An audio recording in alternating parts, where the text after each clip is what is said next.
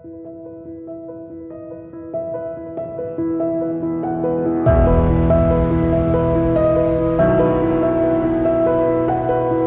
amigos, bienvenidos a este segundo episodio de esta miniserie de podcast que estamos haciendo en el marco de Semana Santa, Marcas de Cristo. Estoy muy contenta de poder volver a conversar con ustedes y a hablar de una persona tan importante como es Jesús. Y para eso no estoy sola, estoy con mi amigo Mario, que también nos acompañó en el episodio anterior, y spoiler, va a estar en todos los capítulos.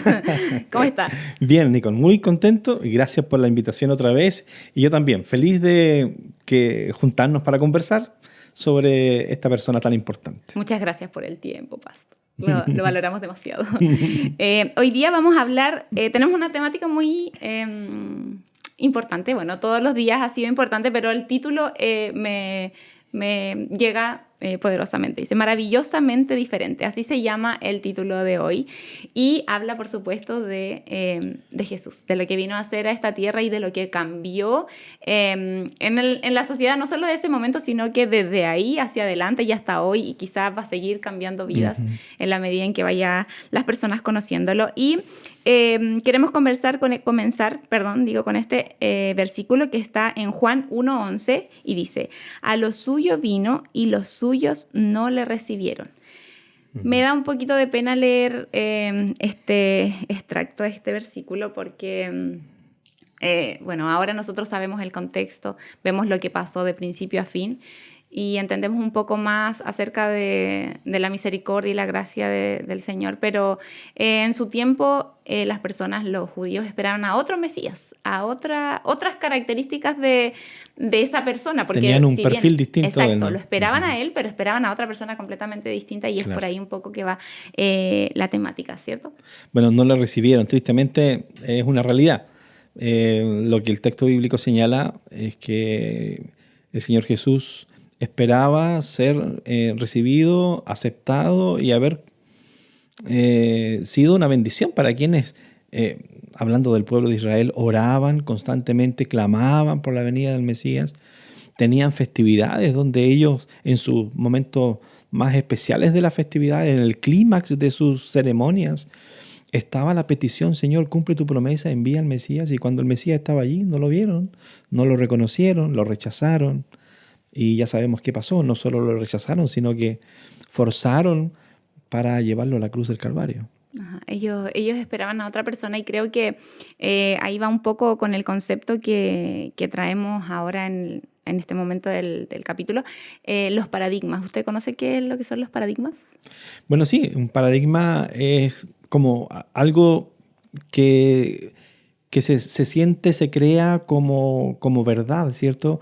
Pero que finalmente resulta ser algo un tanto, digamos, que depende de la mirada de quienes están allí. Ajá. Mire, el significado textual dice, teoría o conjunto de teorías cuyo núcleo central se acepta sin cuestionar y que suministra la base y modelo para resolver problemas y avanzar en el conocimiento. Eso es lo que es un paradigma y para como ejemplificarlo, vimos un estudio que se hizo con unos monitos, estuvimos comentándolo y bueno, les voy a contar, en realidad me cuesta, como que creo que podría enredarme, pero voy a tratar de ser lo más clara posible. En una jaula encerraron a 5 monitos y había una escalera, y yo les voy a contar así como a simples palabras. Había una escalera y arriba de la escalera pusieron plátanos que comen los monitos. Y bueno, cada vez que un monito subía a ir a buscar un plátano, los mojaban con agua muy fría. Entonces, eso fue en reiteradas ocasiones hasta que los monitos, me imagino que estaban cansados de recibir el agua helada. Entonces, sabían que cuando un mono subía, no debían porque lo iba a mojar. Entonces, le pegaban a ese monito que subía. Para evitar que fuera. Súper feo el estudio. La verdad, no me agrada, pero... Fue un estudio científico, digamos. Y bueno, a medida que iban avanzando, ¿cierto? Los monitos le iban pegando al que subía y fueron metiendo nuevos monos a la jaula. Y entonces los monos aprendieron que cada vez que uno subía, le tenían que golpear. Y así fueron sacando a los monos que sí habían sido mojados y fueron introduciendo en la jaula más monos. Finalmente quedaron puros monitos que no habían sido mojados, pero ya tenían aprendido que cuando subía el mono a la jaula tenían que golpear. Y ningún mono sabía por qué lo hacían, pero sabían que cada vez que el mono subía, le golpeaban. Entonces, ese es como, digamos, un estudio para dar a entender cómo funciona nuestra mente. Quizás hacemos muchas cosas por obviedad, porque ya se hizo, porque otros lo hicieron y porque así es nomás. Claro. Sin cuestionar, sin dudar, sin preguntarnos el por qué. Entonces, bueno, también escuché por ahí que decían, había una historia de que la hija recibía el pescado, me parece que era cortado de una manera, y se preguntó, bueno, ¿por qué el pescado lo cortan así? Y le dijo, mamá, mira, ¿por qué tú cortas el pescado así? No, porque tu abuela lo hacía. Y entonces dice, bueno, yo también lo voy a seguir cortando así. Y bueno, en algún momento le preguntó a la abuela y la abuela dijo, no, yo lo cortaba así porque el sartén mío era de ese tamaño nomás, entonces alcanzaba para cortarlo de esa manera.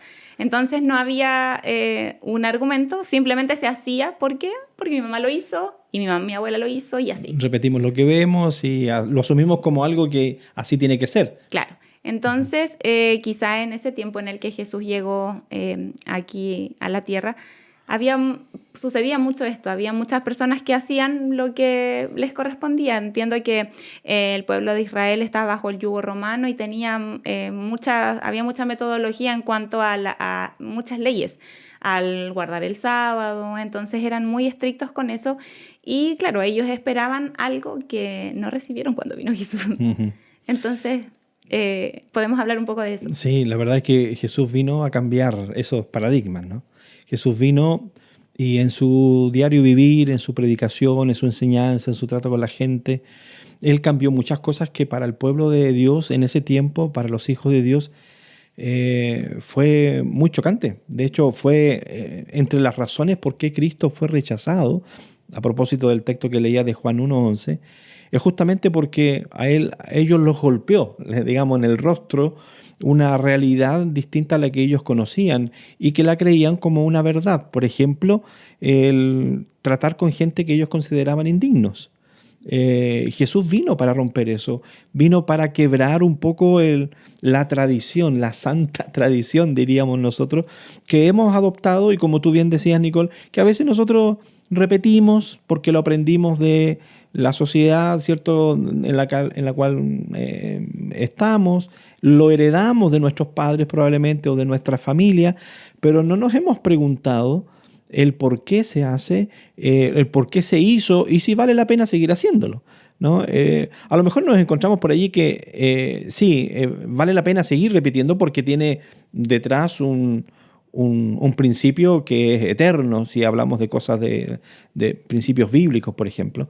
Pero qué bueno es saber que yo tengo que entender el porqué, no simplemente hacer porque, bueno, todos hacen, repetir porque, bueno, así me enseñaron, sino que tener un conocimiento del porqué y actuarlo, hacerlo como con razón, ¿no? El texto bíblico, el Señor dice que vuestro culto sea un culto racional.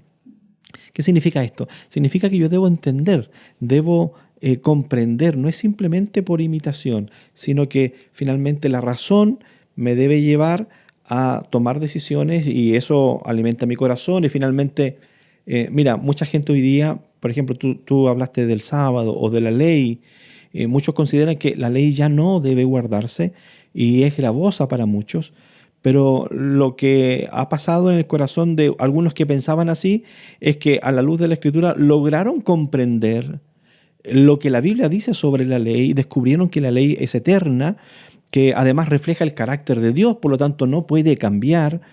Si cambia la ley es como que pretender cambiar o como que pasó solo para el Antiguo Testamento era el carácter de Dios y ahora Dios tiene un carácter distinto, Él cambió. Entonces entenderlo ahora a mí me da un sentido y ahora ya no es carga, ahora es por amor, ahora lo disfruto, ahora lo vivo, pero ya no porque lo aprendí simplemente de mis padres, como preguntarle a ese monito, ¿no? ¿Y por qué le pegas al otro? No sé, si pudiera hablar el monito, ¿no? Si pudiera, no, porque el otro mal, así lo hicieron conmigo, ¿no? Claro. No, tiene que haber una razón detrás. Y quizás eso se vuelve un tanto peligroso para el cristiano, digamos, subirme a un barco que va en marcha y ya yo sigo y sigo la corriente, digamos, y voy hasta donde me lleve el barco. Pero creo que como cristianos tenemos la responsabilidad, yo creo que la responsabilidad de buscar las verdades por nuestros ojos. O sea, Claro. yo voy a la Biblia, yo leo, yo busco, yo estudio. Yo tengo lo que hablábamos en el capítulo anterior, yo tengo ese contacto y esa cercanía con Dios. Entonces yo ya sé lo que Dios tiene para decirme y ya sé que me va a decir frente a X o Y, ¿verdad? Digamos. Y no va a ser por herencia, por lo que el otro me dijo. Creo que quizás en el cristianismo pasa mucho eso. Lo llevo a mi ejemplo. Quizás cuando me bauticé y comencé a aprender, absorbí, sin preguntarme, sin cuestionar siquiera si estaba bien o no. No puse en duda nada de lo que me dijeron. Yo lo tomé y lo hice como verdad y lo grabé a fuego en el corazón. Y a medida que fui avanzando y que fui madurando un poco espiritualmente, me fui dando cuenta de ciertas cosas que Dios vino a decirme en realidad. Y no era porque yo estaba buscando, sino que porque simplemente empezaron a surgir dudas frente a cosas que, no sé, relatos a veces que veía en la Biblia y lo comparaba con situaciones y decía, bueno, quizás no están así. Y siento que empecé a preguntarle al Señor y eso igual me ayudó a crecer espiritualmente, pero quizás esa inquietud, la duda, a veces el cristiano cree que la duda es mala. No sé, como que muchas veces tuve miedo de decir, bueno, ¿y por qué? Como que no entiendo por qué las cosas tienen que ser así. Como que sentía miedo de que me apuntaran. Sí. Entonces quizás a veces sentir que dudar obviamente no estamos claros. Los cristianos, si somos cristianos y aceptamos a Dios y a Jesús, no dudamos de la existencia de Dios. Pero sin embargo, de algunas de las verdades, de cosas que a veces no quedan tan claras, que necesitamos leer un texto. Hay muchas cosas que se vuelven muy complicadas dentro de la Biblia, entonces Sí, como que la duda tiene una doble cara, ¿no? Ajá. Pudiera ser muy beneficiosa, como no. Porque si yo permanezco en la duda para siempre y no salgo de allí, no, yo dudo, no creo y me quedo allí, bueno, finalmente estamos hablando de la salvación, de lo que Cristo vino a hacer en la cruz del Calvario.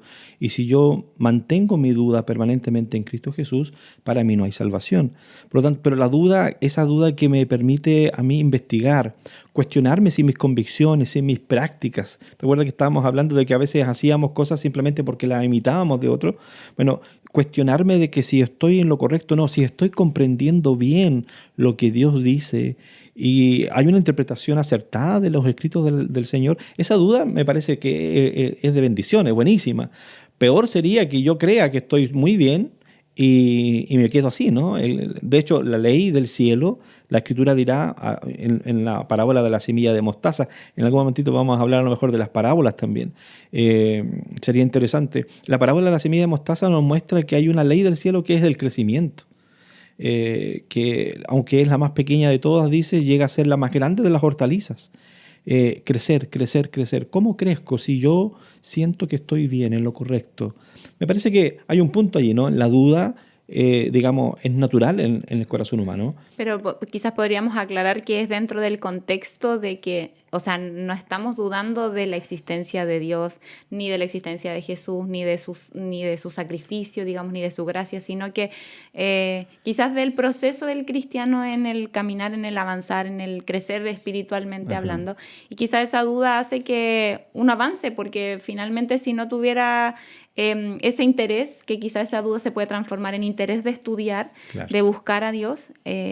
Entonces, claro, eso es la connotación que necesitamos que tenga, que la duda me lleve a la acción, digamos, a tener una comunión con Dios, a tener un contacto con Él, a buscar las Escrituras y a pedirle al Señor que nos hable, digamos. Yo creo que eso se da. Porque la falta de esa duda, a propósito, creo yo que es una de las razones de por qué hay tantas iglesias o denominaciones dentro del cristianismo, por ejemplo.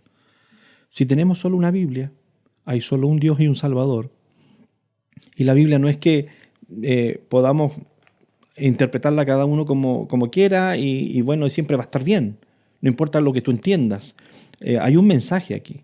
Y el Señor, es cierto, entregó un mensaje para nosotros y Él quiere que lo entendamos de la manera que Él lo entregó.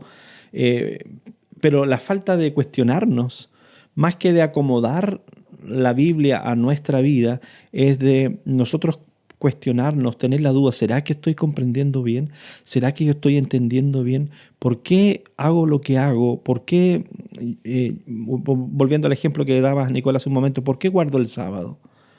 Qué triste sería que muchos guardadores del sábado, por ejemplo, lo guarden simplemente porque en su casa lo Por hacen, tradición. solo por tradición. Que nuestra base de lo que hacemos, lo que pensamos, lo que decimos, tenga un escrito, ¿no? Así como fue en la vida de Cristo, todo lo que él hacía y decía, finalmente estaba muchas veces citando al Antiguo Testamento. Su vida estaba basada en un escrito está. Y digamos eso yo creo que le lleva gozo a la acción, Claro. porque claro, guardo el sábado, voy a la iglesia y lo hago porque mis papás lo hicieron y mis papás porque los abuelos y así. Pero ¿qué provecho saco yo de eso? ¿Cómo me llena? Quizás es algo más que quizás podría ser como, no sé, voy a la universidad porque tengo que estudiar finalmente. Claro. Pero saber que es porque es una forma de adoración igual a quien me salvó, porque necesito ese encuentro, necesito ese descanso, que eso también es algo, Sí. o sea, como que darle significado a lo que vivo, que no sea simplemente como ya lo hago porque otros lo hacen y porque que yo creo que eso igual se da un poco y creo que hoy hay un cristianismo moderno, quizás que, bueno, no estoy en desacuerdo, tampoco quiero juzgar a nadie, pero siento que quizás a veces es moda. Igual cuando uno es joven, no me incluyo porque no me siento tan joven. Eres joven todavía. Bueno, quizás a veces uno va, hace sus amigos y tampoco es que esté mal, pero tienes que preguntarte, tienes que cuestionarte y tienes que decir, bueno, yo lo hago ¿por qué? ¿Cuál es el fin de Eso. aquello? Entonces voy y, bueno, lo hago porque van mis amigos o en realidad porque yo lo siento, porque a mí me llena. Mira, qué importante. Yo estoy pensando en este minuto, Nicole, en cuántas personas a lo mejor que nos escuchan, amigos que nosotros tenemos, viven una vida religiosa o cristiana, llamémoslo así, pero no la disfrutan. No se sienten felices con lo que hacen.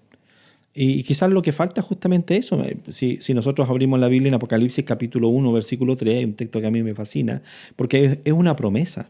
El texto bíblico dice que el Señor quiere que nosotros seamos dichosos, bienaventurados, llenos de alegría. Y es bienaventurado el que lee y los que oyen las palabras de esta profecía y guardan u obedecen las cosas en ellas escritas porque el tiempo está cerca. Es decir, cuando yo logro comprender ese término, los que oyen, es como la expresión de mi abuelita, ¿no? Tú no conociste a mi abuelita. No. Pero mi abuelita a veces tenía la expresión a lo mejor de decir, no, oye, este chiquillo no me oye. Y cuando decía no me oye, no era que no lo escuchaba, sino que no me hace caso. Ajá. ¿Ya? Entonces, es una expresión más o menos así, junto con la comprensión. Oír es entender también en la Biblia. Entender y por lo tanto hacer. Y el Señor dice, ahora tu cristianismo, tu vida religiosa, tu fe, la podrás llevar, la podrás vivir y vas a ser feliz con eso.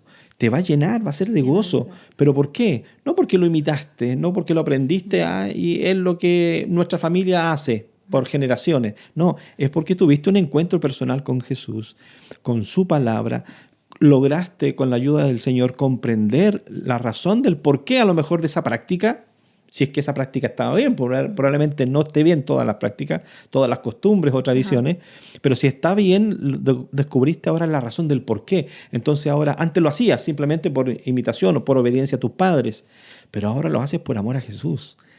Ahora le encontraste sentido a esa práctica religiosa o a ese estilo de vida que habías aprendido a tener. Sí, me sonrío porque cuando menciona la palabra bienaventurados, como que siento que a uno se le debería reflejar en el rostro El que gozo. está feliz, Claro. pero a veces, bueno, yo soy la primera, quizás voy a la iglesia con pesar porque me tengo que levantar temprano y bueno, el cansancio, a veces el ajetreo, pero deberíamos reflejar eso hacia afuera. Y bueno, yo creo que eso igual depende de, bueno, en el contexto en el que estamos, igual...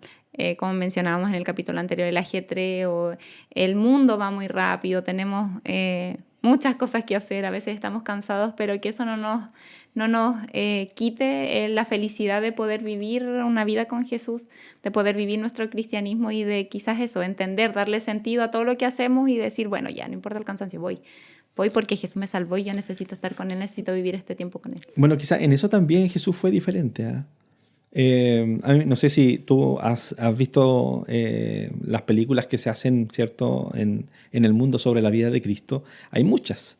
Y hubo un tiempo, especialmente la más antigua, para quien ya pasamos los 50, hemos visto varias, siempre presentaban a un Cristo como serio, bien solemne, bien Sí, ceremonioso.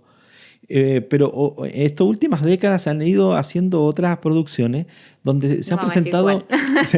se han presentado a un Jesús feliz, que sonríe con sus amigos, con la gente, con sus apóstoles.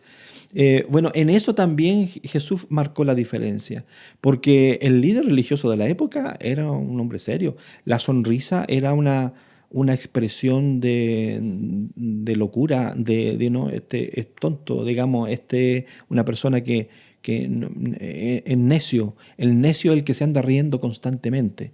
Sin embargo, la alegría, una sonrisa es una expresión de algo que está pasando en el corazón. Y Jesús sonrió. También lloró. Bueno, Ujú. el sabio diría, no, hay Dice. tiempo para todo, para reír, para llorar. Pero Jesús también, hasta en eso marcó diferencia, porque Jesús fue alguien que amó a las personas como ellos eran y no tuvo problemas con reír cuando había que reír, llorar cuando hubo que llorar, y abrazó a gente que todo el mundo ni siquiera, no solo no los querían tocar, sino ni siquiera lo querían mirar. Entonces, él vino a romper como tradiciones, esos paradigmas del que Sí. hablábamos al principio, ¿no?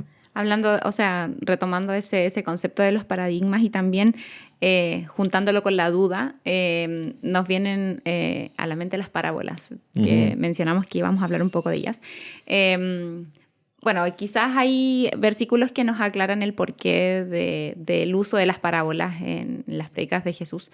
Pero teóricamente, o sea, así como poniendo teorías personales, ¿por Sí. qué cree que Jesús usó parábolas?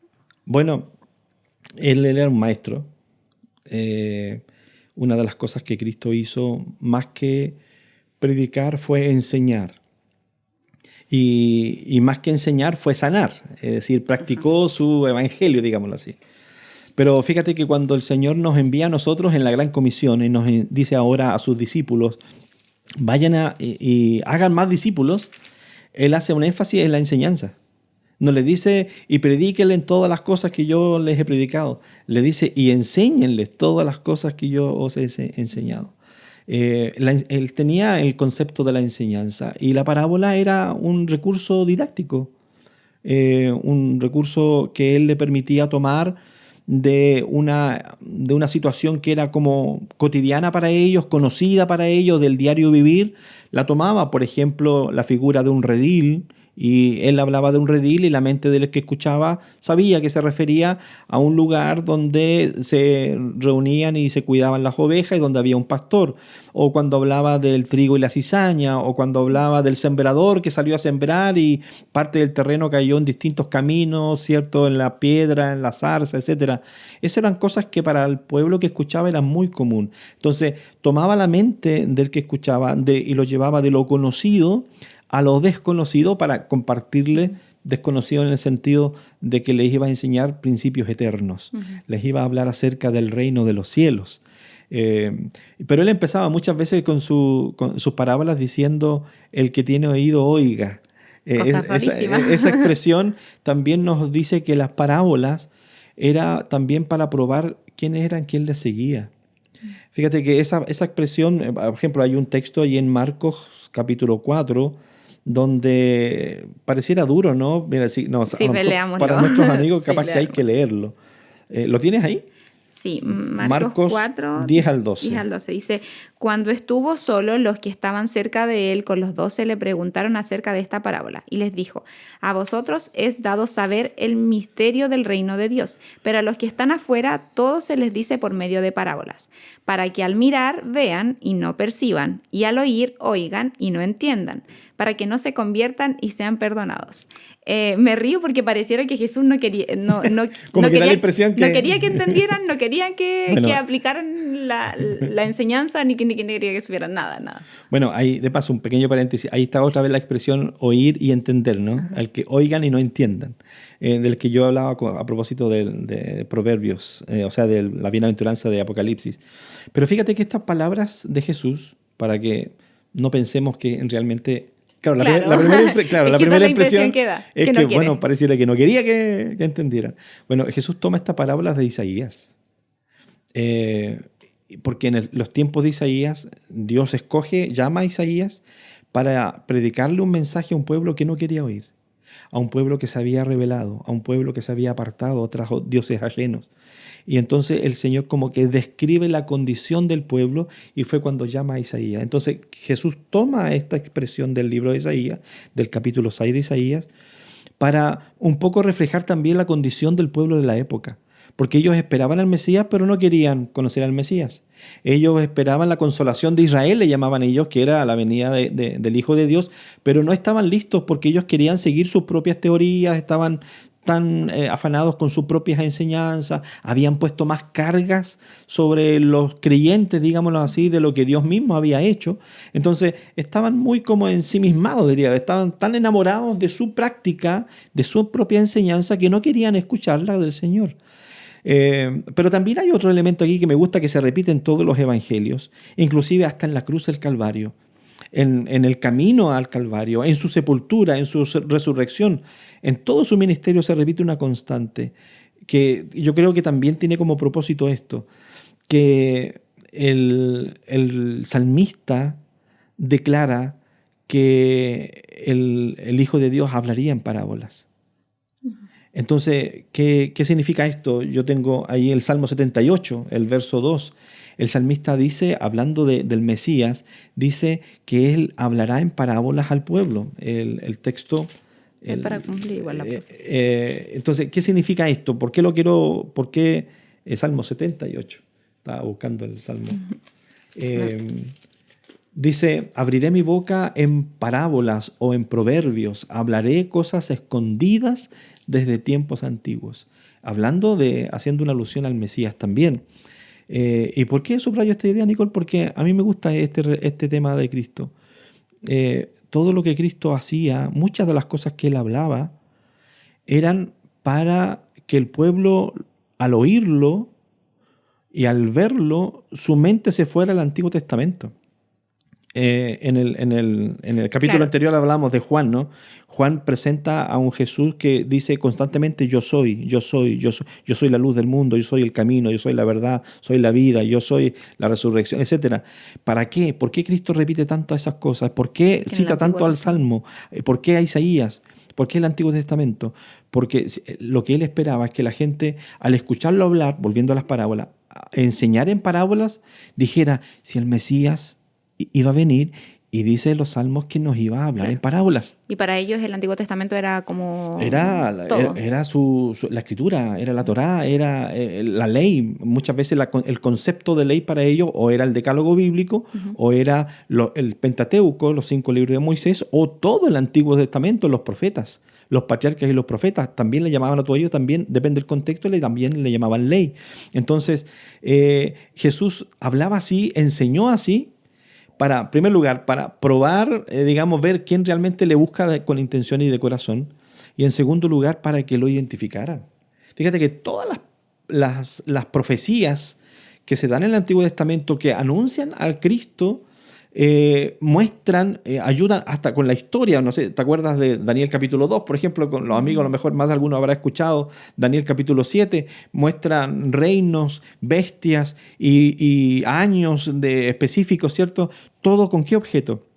De que quien estudie identifique el surgimiento del Mesías, el bautismo del Mesías, la crucifixión del Mesías, e identifique a Jesús como el Hijo de Dios. Entonces, ¿por qué Cristo hablaba en parábolas?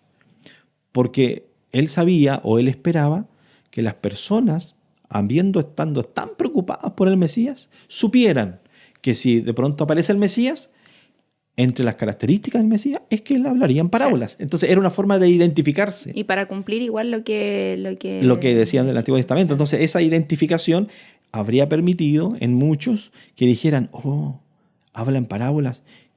¿No era que el Mesías iba a hablar en parábolas? ¿No será este el Mesías? Que despertara esa curiosidad y fuera otra señal que le diera tranquilidad al pueblo de que él era, no debían esperar a otros. Igual creo que de alguna manera el hecho de que, hablara en parábolas hacía que la persona quedara, digamos, permaneciera el concepto y la idea en la mente y quizás no fuera solo del momento, sino que ¿qué habrá querido decir? O sea, me voy pensando en... Claro, eran simbolismos conocidos para ellos, comunes, pero ¿qué habrá querido decir? O sea, me voy con el pensamiento de que medito, pienso, y quizás eso es lo que Eso es lo que necesitamos hacer. Dios quiere que nosotros le demos un par de vueltas al tema, o sea, que no nos quedemos con sus palabras en nuestra mente, como tú muy bien dices, y reflexionemos sobre eso. ¿Será que estoy entendiendo bien? ¿Qué quiso decir? ¿Cómo se aplica esto a mí? Entonces, por un lado eran una forma didáctica, una forma pedagógica. Otros hablan, en vez de didáctica para los adultos, hablan de la andragogía, ¿no? La enseñanza a los adultos, pero era una forma de enseñar de forma clara, pero también dejando algunas cositas allí para que la mente Quedara trabajando. se concentrara en esas cositas y dejara que el Espíritu Santo trabaje para aclarar en la mente y en el corazón. Y bueno, además de las parábolas, que también fue como algo disruptor de Jesús, Claro. hay bueno, varias historias, varios relatos dentro del Nuevo Testamento, bien digo, que nos relatan a un Jesús distinto, Claro. a un Jesús diferente, Sí. que llegó a romper esquemas. Podemos hablar quizás de alguno, como mencionábamos, sana a un leproso. Oye, esa historia a mí me encanta. Marcos, capítulo 1. Porque claro, el leproso era... Mira, el que tocaba o se encontraba en el camino con un leproso era, además de ser una experiencia humanamente, sino a la vista, horroroso, era, yo diría, como el equivalente a ver, no sé, una película de terror hoy día. O sea, el rostro de las personas, la lepra provocaba la muerte de las células, de los tejidos, su rostro era desfigurado, era horrible ver una persona, y ya eso era una experiencia, digamos, como para no dormir tranquilo en la noche, a lo mejor, porque vi algo tan feo, ¿no? Pero además tenían leyes que les hacían ser inmundos. El que tocaba a un leproso, la ley decía, era inmundo hasta la noche.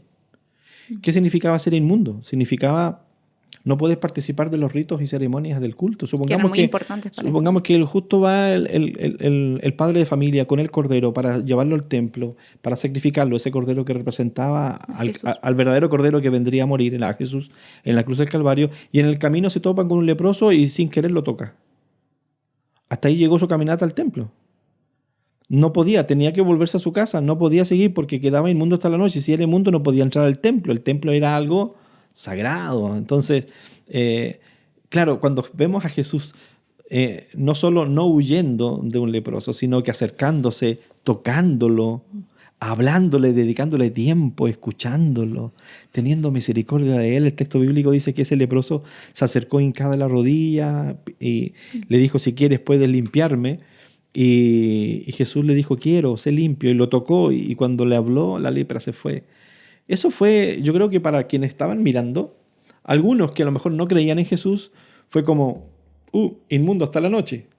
Yo no sigo más a Jesús, lo toco. Si fuera el Mesías, sabría con quién está hablando, conocería nuestras leyes, las respetaría. Pero para otros diría, este es el camino. Pareciera que nosotros como sociedad estamos haciendo tanta discriminación, hemos perdido tanto el amor por la gente que sufre, que hasta nuestras leyes que hemos creado nos amparan para no tocar a aquel que está sufriendo. Jesús vino para decir que podemos amar, que podemos volver a tocar, podemos volver a abrazar al que está dolido, a aquel que inclusive que a lo mejor está en problemas, que está en pecado. Más adelante habrá otro incidente en el libro de Juan donde el Señor se encuentra con una mujer que no era judía. Ya hablar con una mujer a solas era mal visto. Y las mujeres que andaban solas en la sociedad generalmente eran mujeres muy buena reputación. Que tenían un estilo de vida complicado, digámoslo así. Y entonces que un hombre fuera visto con una mujer, los dos solos, era para pensar mal también del hombre, en qué malos pasos andaría ese hombre. Porque esa mujer, está claro, anda en malos pasos. Claro. Pero que además fuera samaritana. No, el Señor rompió esquemas. Yo imagino a los apóstoles también abriendo los ojos y preguntándose, codeándose. Oye, mira, el Señor no sabrá, conocerá. ¿Por qué? Díganle que no. Pásenle el dato, eso está mal. Estás equivocado. Pero Jesús ahí dándole consuelo a esa mujer, diciéndole que es perdonada, diciéndole que la entiende, que conoce su historia, que Él vino para cambiar las cosas justamente, ¿no? Qué emocionante es poder como analizar ese relato. Bueno, la mayoría, pero principalmente ese ella tenía, ni siquiera ella se sentía digna, ella fue Claro. incluso la que le dijo, no deberías estar hablando conmigo. O Sí. sea, ella, me imagino que su corazón ya estaba acostumbrado El rechazo. al rechazo. Y entonces para ella ya no era digamos, común hablar, entonces quizás seguramente ella se asombró de aquello y por eso le dijo a Jesús, o sea, no puedes hablar conmigo, no deberías. Y sabe que hoy día no hay diferencia entre cristianos y no cristianos, ¿no? Los cristianos en general no está esa como marcada diferencia y separación que había entre judíos y samaritanos hoy día en nuestra sociedad. Pero, No se nota. O no se nota, claro. Pero efectivamente hay gente que se siente despreciada, Indigno. se sienten indignos, se sienten rechazados y se acostumbraron a la idea de vivir solos. Se acostumbraron a la idea de no ser aceptados y lo asumieron así y andan por la vida huyendo de los demás porque ya asumieron que no son dignos de los demás. En eso Cristo viene a hacer una diferencia con nosotros. Primero porque nos aceptó. Mira, si Cristo hubiese hecho eso con la humanidad, ¿habría venido a este mundo? No habría venido por un grupo de mortales que sabrían además, él sabiendo que además lo íbamos a rechazar hasta llevarlo a la cruz. Sin embargo, Cristo nos mostró otro camino, nos mostró un camino de aceptación, de amor, de abrazar al que sufre, de aceptar al que es distinto, inclusive al que está en pecado. A lo mejor con llamar al pecado por su nombre, no empatizar con la conducta probablemente que está lejos de los principios del Señor, pero a la persona amarlo hasta estar dispuesto a dar nuestra vida. Fíjate que el Señor llama la atención porque en algún momento en el Antiguo Testamento la ley para el judío era ama a tu prójimo como a ti mismo. Entonces alguien diría, ¿cuánto me amo? Ya, esa es la medida para amar al prójimo.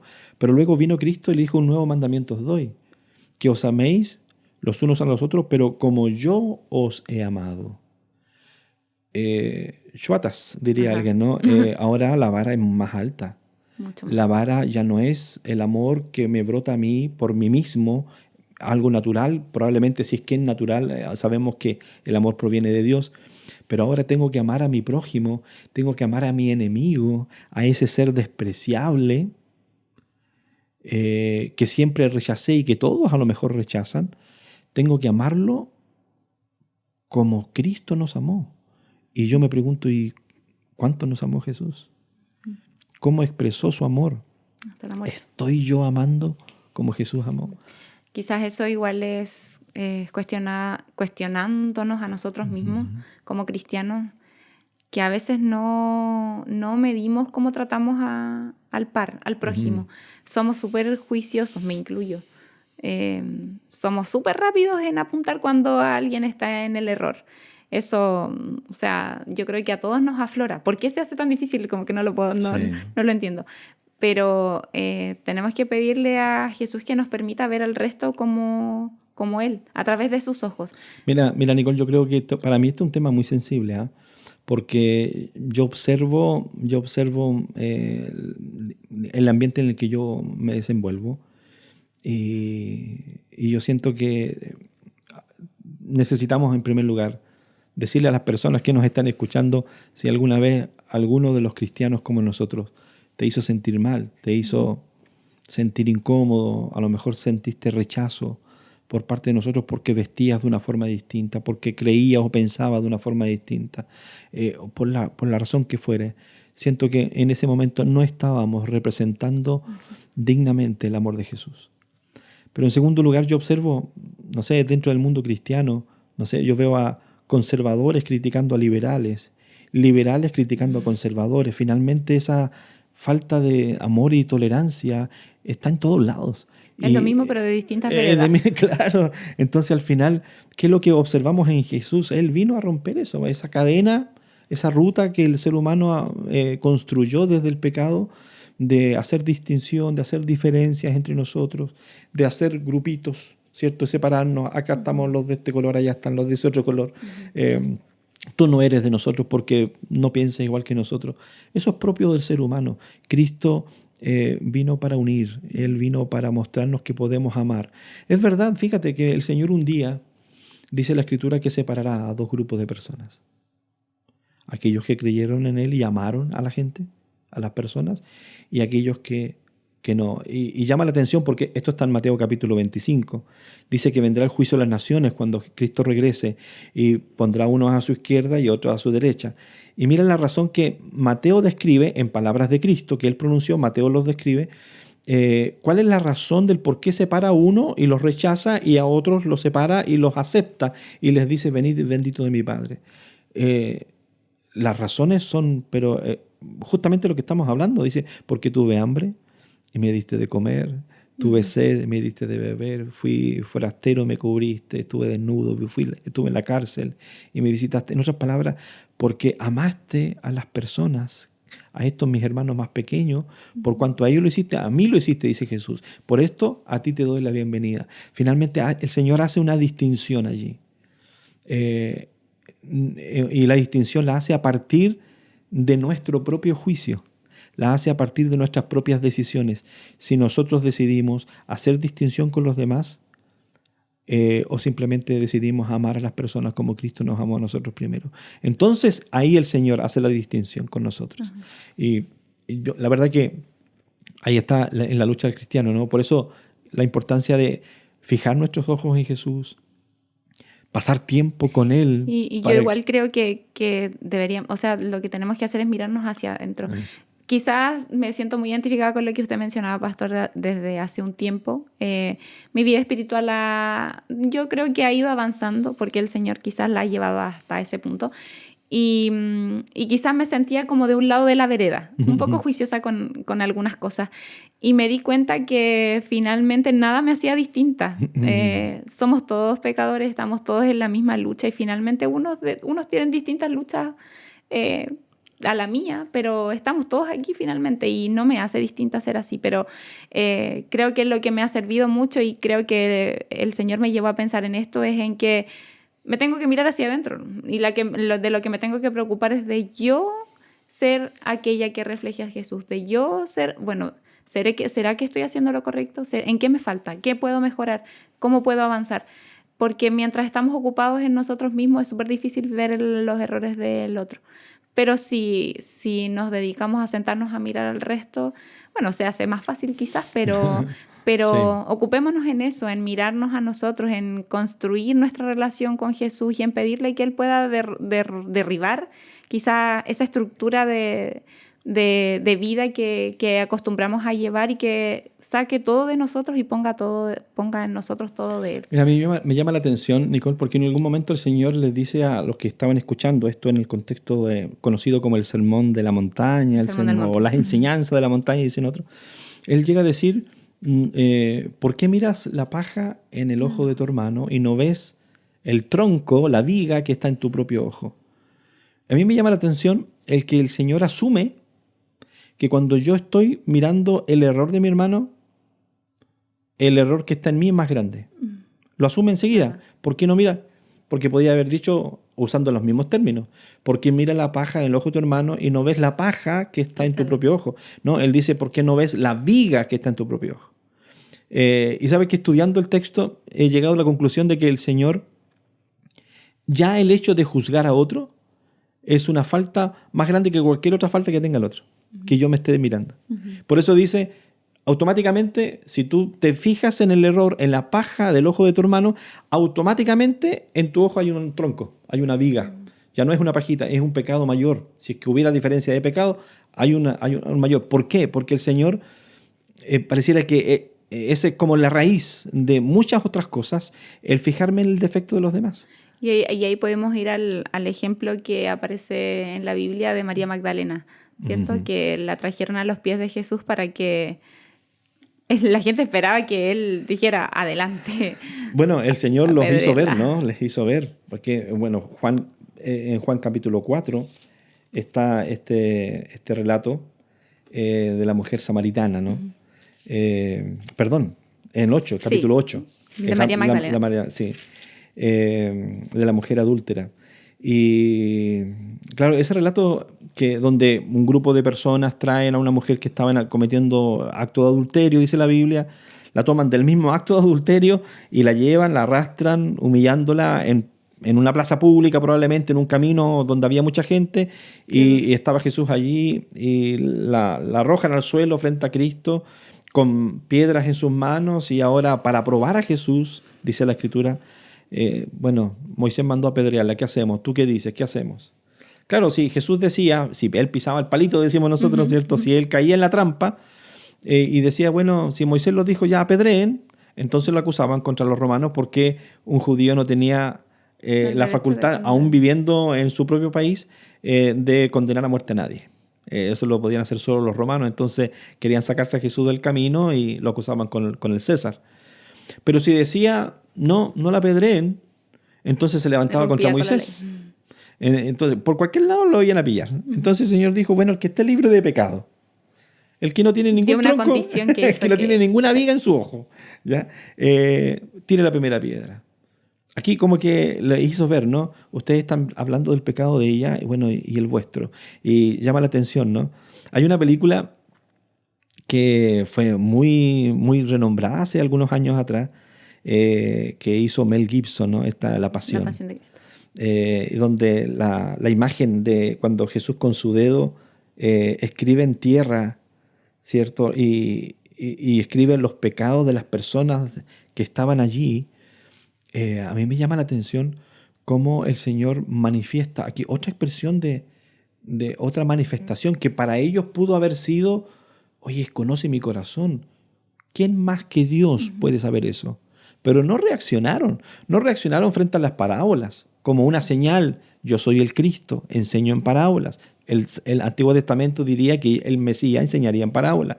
Ahora él dice, el que esté libre de pecado tire la primera piedra, y comienza a escribir los pecados de ellos, y ellos leen y se sienten acusados, dice, me conoce, y comienzan a retirarse desde los más viejos, que fueron los primeros que se fueron, los que tenían más pecado. Así que los que estamos más viejos aquí tenemos más pecado que los jóvenes, hasta los más jóvenes, hasta que quedó Jesús solo con la mujer. Y aquí está el elemento que yo creo que hace que nosotros podamos levantarnos toda vez victoriosas, a pesar de sentirnos rechazados, de sentirnos humillados, de sentirnos en pecado, de sentirnos indignos, sucios probablemente. El acto de tener un momento para quedar a solas con Jesús. Si nosotros nos animamos a eso, nos olvidamos, fíjate que el Señor a propósito, sin decirlo, pero lo logró, lo hizo, sacó a toda la gente de la escena para quedarse a solas con ella. Él supo cómo hacerlo, lo hizo, y hizo que todos se fueran, porque él quería quedarse a sola con la mujer. Y entonces ahora le habló. Fíjate que Jesús no le habló nunca a ella hasta que todos habían ido. Nunca le dijo nada, nunca le refirió, nunca le preguntó, ni le mencionó ninguna cosa, hasta que todos se fueron. Cuando quedó solo con la mujer, entonces le habló con cariño, con amor. Mujer, ¿dónde están los que te acusaban? Y la mujer, levantando a lo mejor, mirando imagino yo, entre su cabello, queriendo con ellos cubrir su rostro de vergüenza, no vio a nadie. ¿Ninguno te condenó?, preguntó Jesús. Ninguno, Señor. Ni yo te condeno. Las palabras de Jesús, es algo muy sensible, porque todos somos pecadores. Y finalmente en ese momento él menciona, o sea, el que esté libre de pecado, que tire la primera piedra, y el único que estaba libre de pecado, que podría haberla juzgado, era él. Y él le dice, ni yo te condeno, vete. Le da una invitación, no peques más, no lo vuelvas a hacer. No está bien. No es que no te condeno y tú haz lo que quieras. No, vete y no peques más, pero vete perdonada. Vete con la tranquilidad de que si vuelves un día aquí, si vuelves a caer, si te sientes débil y vuelves a pecar, aquí estoy. Este es el lugar. Aquí vas a sentir, vas a recibir el perdón. Esa experiencia, para quienes observaron, Juan lo describe, Es el único que también que describe este hecho de los cuatro evangelistas. Sin duda marcó el corazón de quienes estaban quizás a la distancia, mirando la escena y dándose cuenta, oye, este Cristo no solo toca a leprosos, no solo se sienta a la mesa de los publicanos y de los gentiles, no solo tiene valor para conversar con una mujer samaritana a solas, sino que también es capaz de conversar a solas con una mujer prostituta, una mujer de pecado, tocarla, perdonarla. Yo imagino, la Biblia no lo dice, como hay muchas cosas que la Biblia no dice porque probablemente quedan en la intimidad de la relación de esas personas, pero yo imagino a esa escena, a Jesús poniéndose de pie, tomando de la mano a esa mujer para que también se levante y terminando ese encuentro a lo mejor con un abrazo. La Biblia no lo dice, pero conociendo a Jesús como es, ese abrazo no se lo perdió. Ese abrazo nadie se lo quitó. Nadie le quitó ese privilegio de abrazar a esa mujer que ahora se levantaba perdonada, por lo tanto restaurada completamente y ahora con su amor propio. A lo mejor los demás me rechazan, los demás me critican, me apuntan, pero encontré a alguien que no, encontré a alguien que me está ayudando a no volver a pecar, me está ayudando a crecer. No está aquí para castigarme y para enjuiciarme, está aquí para que yo abandone esta vida que me hace sentir sucia. Esa mujer no se sentía feliz. Yo imagino que muchas personas hoy día que en su vida también a lo mejor ejercen una práctica como la de ella hoy día. Yo estoy seguro de que mucha de esa gente, sí, no todas, no he entrevistado a esas personas, pero yo imagino que muchas de esas personas lo hacen porque a lo mejor encontraron que era la única forma de subsistir en este mundo, pero se sienten indignos, se sienten sucios, no les gusta lo que hacen. Sin embargo, lo que encuentran en el mundo, inclusive entre los cristianos, es condena, es dedos apuntando, es rechazo, es crítica. Pero en Jesús, en el cual estamos recordando en este programa, es alguien en el cual van a encontrar perdón, aceptación, sanidad, limpieza. Ahora puedo mira a esta mujer, nosotros luego la vemos a los pies de la cruz. Cuando todos los apóstoles, o la gran mayoría, huyeron asustados a esconderse cuando Cristo fue arrestado en el Getsemaní, y no estuvieron al pie de la cruz cuando Cristo fue muerto, cuando crucificó, cuando dijo consumado es y entregó su vida al Señor, a Dios, esa mujer estaba allí al pie de la cruz. Cuando Cristo resucitó, todos estaban escondidos por allí por temor a los judíos, por temor a los romanos. Y esta mujer estaba al pie de la tumba cuando Jesús resucitó. Esa mañana es la primera que está allí y tiene el privilegio de recibir el mensaje del ángel que dice, anda y cuéntale a los demás que Cristo vive, que no está entre los muertos. Una mujer que de ahí en adelante vive una vida de agradecido, de una persona que se encontró con Jesús, en un momento a solas con Jesús, un Jesús que no se dejó guiar por las tradiciones, no se dejó guiar por las costumbres, los usos, los pensamientos de su época. Él vino a cambiar todo eso para mostrarnos una nueva forma de vivir. El Hijo de Dios, los hijos de Dios, los que le seguimos a Él, no miramos por sobre el hombro al que está a nuestro lado. Más, si Jesús muere en nuestro corazón, amamos al que inclusive nos hiere. Estamos dispuestos a aceptar al que es diferente de nosotros. Qué extraordinario. A mí me encanta mucho el observar a Jesús desde esta perspectiva. Y bueno, quizás pensándolo de alguna manera, llevarlo a nosotros a lo práctico, quizás a veces no es que, o sea, no sé, pienso que quizás a veces uno va caminando por la calle y ni siquiera se da cuenta de quién va al lado. Y no sé, quizás en el día a día a veces estamos alejados de Dios y nos hace juzgar, nos hace pensar, mirar mal al de al lado. Quizás no tenemos cotidianamente el hecho de encontrarnos con personas así, quizás que estén enfermas, pero nuestro hermano que está ahí al lado nomás, que quizás deberíamos atender, deberíamos amar, deberíamos mirar. quizás si eso no nos nace, es ese encuentro que necesitamos tener con Jesús, pidiéndole que Él quite todo de nosotros y ponga todo de Él en nuestro corazón, nos va a llevar a amar de esa manera, porque, bueno, aunque inevitablemente, aunque no lo queramos, tenemos naturaleza pecaminosa, nuestro corazón es engañoso y necesitamos tener esa conexión estrecha con Jesús para que Él pueda poner ese amor en nosotros y que podamos ver a los otros a través de sus ojos, porque se hace complejo a veces y aunque, no sé, muchos dicen, bueno, dice que ame al prójimo, pero el prójimo no ayuda mucho, entonces se hace difícil. Entonces, esa intimidad con Jesús, que ese amor, que nosotros podamos observar el sacrificio de Jesús, la gracia que Él imparte para nuestra vida, el amor que Él pone en nosotros, que Él da a nosotros a pesar de que nosotros no lo merezcamos, nos tiene que llevar a generar ese cambio. O sea, yo creo que es imposible que al ver a ese Jesús que estuvo dispuesto a dar tanto hasta su vida, hasta la última gota de sangre por nosotros, no nos genere algo, no nos genere un cambio. Entonces, invitar a las personas a que puedan mirar el amor de Jesús y que puedan llevarlo hasta su corazón, hacerlo propio y pedirle al Señor que Él saque todo de nosotros y ponga todo de Jesús en nuestro corazón, para que podamos irradiar e impartir ese amor al resto, porque, entendámoslo, no nos nace así, sin tener esa conexión, ese contacto directo con el Señor, con Jesús. Bien, hemos llegado al fin de este segundo episodio del podcast, de esta miniserie que estamos haciendo, Marcas de Cristo, en el marco de la Semana Santa.